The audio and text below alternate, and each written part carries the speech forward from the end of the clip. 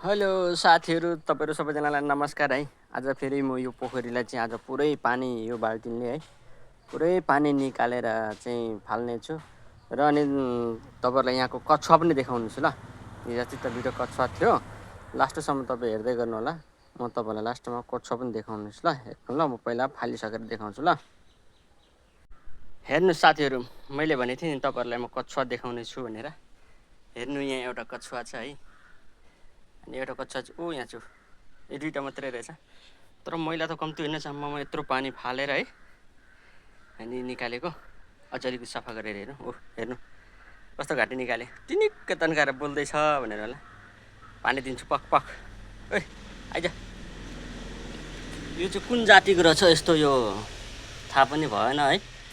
हेर्नु न, यो कुनै के प्रजातिको हो यो यस्तो। यो अलि मैला पनि मैलै भएको छ खासमा चाहिँ अहिले भनेर भन्नुपर्दा होइन।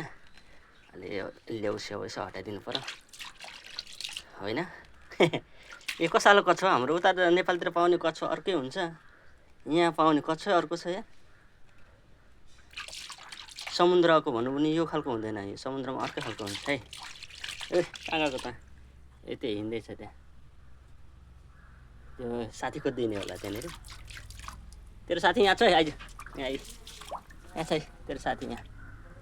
ए तेरो साथी यहाँ छ, यता आइज यता आइज। तँलाई पनि म नुहाइदिन्छु कि। अलि यो ढाडमा लेउ लागेछ भाइ, हेर यो लेउ लागेको छ, अलिक सफा गरिदिउँ।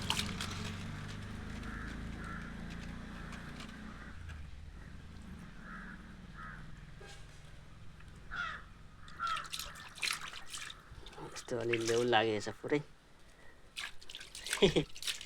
यो मैले यिनीहरूलाई चनाहरू दिएको हेर्नु न, पहिला यहाँ पुरा पोखिरहेको रहेछ चनै चना। यो के कछुवा हो? अब पाल्न त मैले पनि पालेको होइन। यो खाल्टो त यहीँ थियो पहिलेदेखिकै, अनि खाल्टो यहीँ भएकोले गर्दा चाहिँ अनि मेरो पाला अनि यसो सफा गर्नु पर्यो भनेर अस्ति नै पानी मैला देखेर चाहिँ सफा गर्न थालेको है। पानी मैला देखेर चाहिँ यसो सफा गर्न थालेको मैले। अनि सफा गर्दाखेरि चाहिँ कछुवा निक्लेछ क्या। अनि कछुवा निक्लेको गर्दा चाहिँ अनि मैले सोचेँ अब यहीँ बसोस्, बरु पाल्नु पनि हुन्छ होइन, राम्रो पनि एउटा सो हुन्छ भनेर मैले चाहिँ अनि त्यतिर खास यतिकै राखिदिएँ। अनि मैले यो दानाहरू हालिदिने गरेँ हो, हेरिरहनु भएको छ। यो पुरा चनाहरू, कहिले रोटीहरू हालिदिने, कहिले भात हालिदिने गरेँ। त्यो भात चाहिँ त्यो गलेर गयो होला।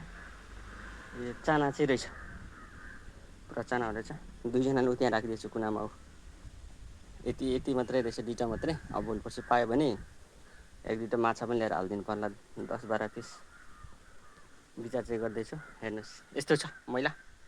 अझै यसलाई एकछिन सफा गरौँ है। तपाईँहरू हेर्दै गर्नु, मजाले हेर्दै गर्नु, लाइक गर्नु, फलो गरिदिनु भाइ दाजुभाइ सम्झेर है। ल धन्यवाद। कछुवाहरू अहिले दुईजना टक लुकाएर बसिरहेछ। बिचरा डर लाग्यो होला।